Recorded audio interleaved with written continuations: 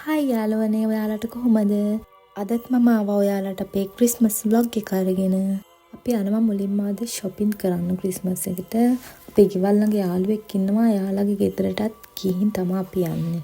අපේ හබේට නම් ටිකක් සෙම තියෙනවා. ඒ නිසා තමයි මේ මාසෙම දාලා ගොඩක් සීත නිසා මේ දවස්වල අපි එළියට බැස්සේ. ඔන්න අපි shopping mall එකට ආවා. මේකේ ඇඳුම් ක්‍රිස්මස් එකට ඕනි කරන හැමදේම එළවලු ඒ හැම දෙයක්ම වගේ ගන්න පුළුවන් අපිට. ඇඳුම් එහෙම දැකපුවම ඉතින් ඕන් ගර්ල් කෙනෙක් මේ වගේනේ පිස්සුවෙන් වගේ ඇඳුම් තෝරනවා. ඒත් එක්කම මේ වගේ දේවල් දැකපුවම මගේ ළමා මානසිකත්වයත් එළියට එන්නේ නැතුවම නෙමෙයි. අපි දෙන්නට shopping කරලා ඉවර වෙලා හොඳටම බඩගිනි. ඊපස්සේ අපි දෙන්න ආවා කොරියන් සිත්තමකට කෑම කන්න කියලා. හාබි කෑම ඕඩර් කරා. ඊපස්සේ මෙතන තියෙනවා මේ කිම්චි වර්ග. ඒවා අපිට කැමති ප්‍රමාණයක් ගන්න පුළුවන්. ඒවත් අරගෙන අපි කෑම එකත් ආවා අපි ඕඩර් කරපු. ඊපස්සේ අපි හොඳට බඩ පැලෙන්න කෑවා.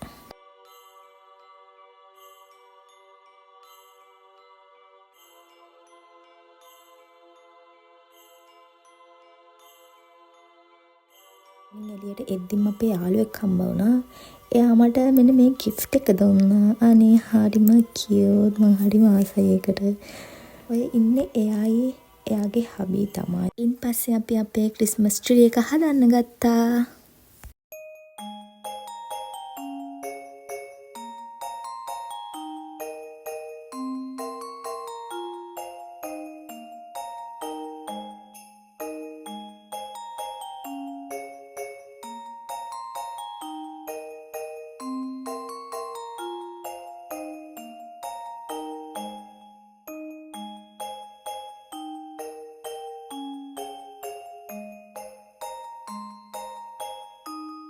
ඔන්න ඔය විදිහට තමා අපි දෙන්න අතින් ක්‍රිස්මස් ට්‍රී එක හැදුවේ අපේ.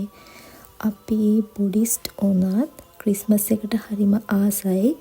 ඒ නිසා තමයි අපි මේ අවුරුද්දේ මේ විදිහේ දෙයක් කරන්න හිතුවේ. ඒ වගේම අපි ෆොටෝ ෂූට් එකකුත් කරා මේ විදිහට. ඒ වගේම අපි 25 පාන්දරම චර්ච් ගියා. දේව මෙහෙය තිබ්බා.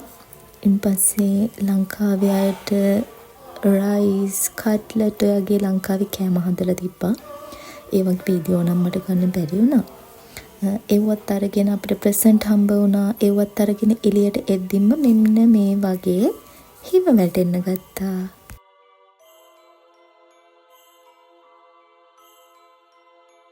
කොරියන් ජාතිකයන්ගේ මතයක් තියෙනවා ක්‍රිස්මස් එක දවසට මේ විදිහට හිම වැටෙනවා කියන්නේ ඊළඟ අවුරුද්ද, ඒ කියන්නේ 2026 සශ්‍රීක අවුරුද්දක් වෙනවා කියලා සබා දහමේ පණිවුඩය හිම හරහා එවනවා කියන එක තමයි එයාලගේ විශ්වාසය.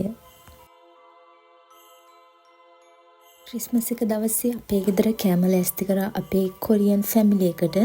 ඒ කියන්නේ හබීගේ යාළුවෝ මගේ යාළුවෝ තමයි එදා ආවේ අපේ ගෙදරට.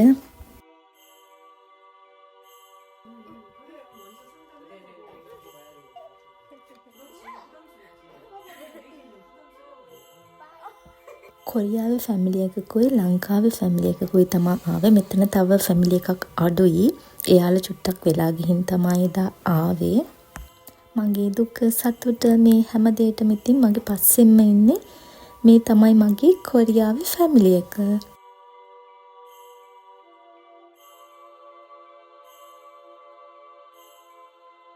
එයාලා ලංකාවේ කෑම ටිකක් කන්න අකමැති. මොකද ටිකක් සැර නිසා. ඒත් මම සැර අඩුවෙන් හදපු නිසා එයාලා හරිම කැමැත්තෙන් කෑම කෑවා. කොරියන් කෑම වගේම ලංකාවේ කෑමටත් එයාලා හරිම කැමති. දැන් මේ කොරියන් ෆැමිලි එක හරිම කැමති ලංකාවට එන්න, ලංකාවේ විස්තර දැනගන්න.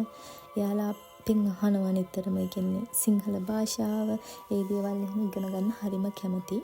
කොරියාවේ දේවල් අපිත් එක්ක ෂෙයා කරගෙන, අපේ රටේ දේවල් එයාලා එක්ක ෂෙයා කරගෙන මේ විදිහට හරිම සතුටින් අපි ක්‍රිස්මස් දවසේ කාලය ගත කරා.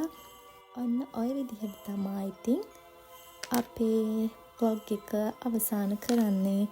මේ වගේ කොරියාවේ ලස්සන දේවල් අහන්න, බලන්න වගේම දකින්න ආසයි නම් මාව සබ්ස්ක්‍රයිබ් කරලා තියාගන්න. ඒ වගේම ලයික් කරන්න, කමෙන්ට් එකක් දාන්න අමතක කරන්න එපා. ආයෙත් මේ වගේ vlog එකකින් හමු වෙනකන් මං ගිහිල්ලා එන්නම්. එතකම් bye.